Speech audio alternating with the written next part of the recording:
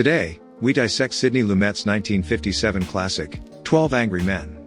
More than just a gripping drama, this film is a profound lesson in civics, psychology, and the power of individual conviction.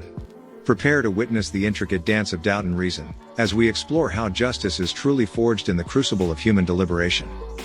Our story unfolds entirely within the confines of a single, sweltering jury room in New York City. 12 ordinary men are tasked with an extraordinary responsibility, to decide the fate of a young man accused of murdering his father. The stakes are life and death, as a guilty verdict means the electric chair. The initial vote is a swift, almost unanimous show of hands, 11 guilty, 1 not guilty. This immediate consensus, seemingly a foregone conclusion, sets the stage for the film's central conflict. The lone dissenter is juror number 8, an architect, who, despite the overwhelming evidence presented, simply isn't convinced.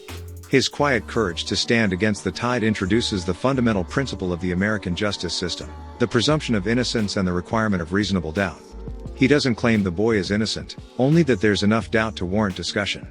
This single act of defiance transforms a quick formality into a grueling, introspective battle of wills. Juror number 8 doesn't preach, he questions. He meticulously dissects the prosecution's case, not with grand pronouncements, but with logical inquiries. He challenges the certainty of the old man's testimony, who claimed to have heard the murder and seen the boy fleeing. He raises doubts about the woman across the street, whose vision might have been impaired by her eyeglasses.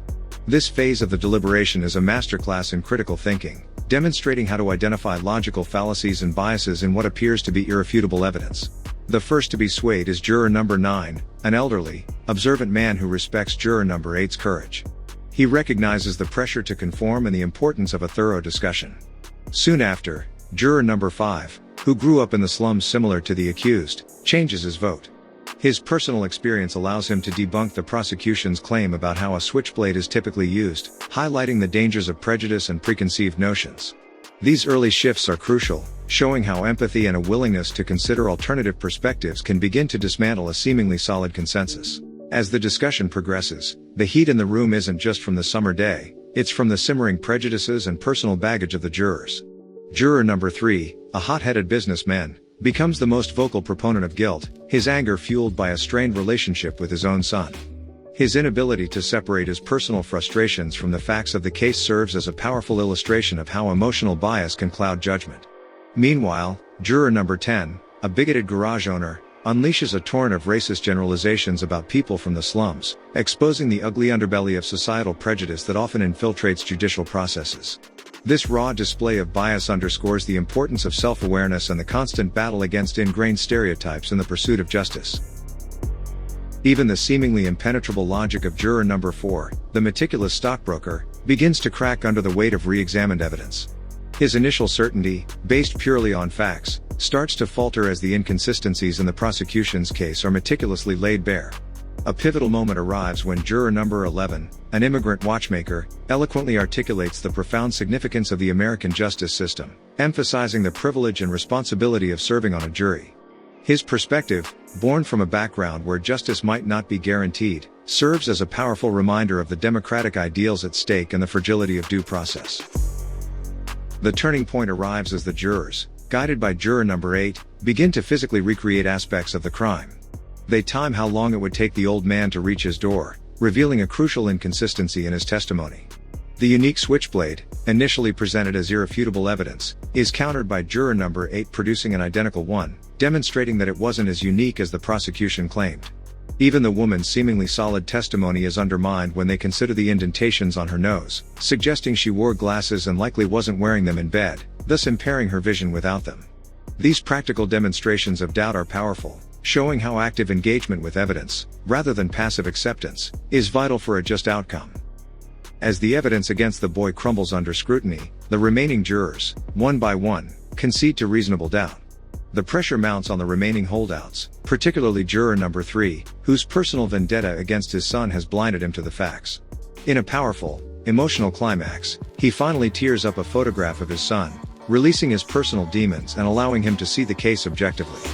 This moment is a profound illustration of how personal biases, no matter how deeply ingrained, can be overcome through persistent, empathetic, and logical persuasion.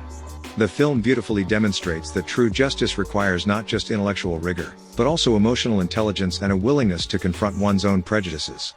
With all 12 jurors finally convinced of reasonable doubt, the verdict is delivered: not guilty.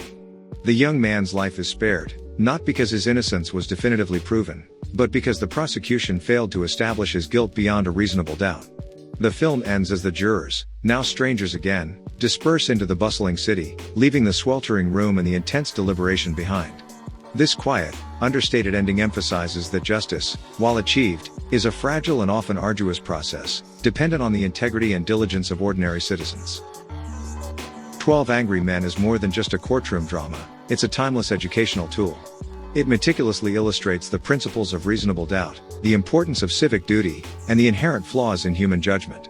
It teaches us that true justice requires patience, critical thinking, and the courage to challenge the status quo.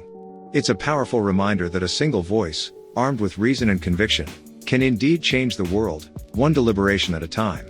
The film serves as a vital lesson in the mechanics of a fair trial, the dangers of groupthink, and the profound responsibility that comes with the power to decide another person's fate. If this deep dive into the human drama of 12 Angry Men enlightened your understanding of justice and critical thinking, we invite you to join our community. Make sure to subscribe to our channel for more insightful analyses of classic films and their enduring lessons. Hit that like button if you found this recap educational and thought-provoking, and share it with anyone who appreciates the power of a single voice. Your engagement helps us continue to explore the cinematic narratives that shape our world. Until our next deliberation, keep questioning, keep thinking, and remember, justice is a conversation.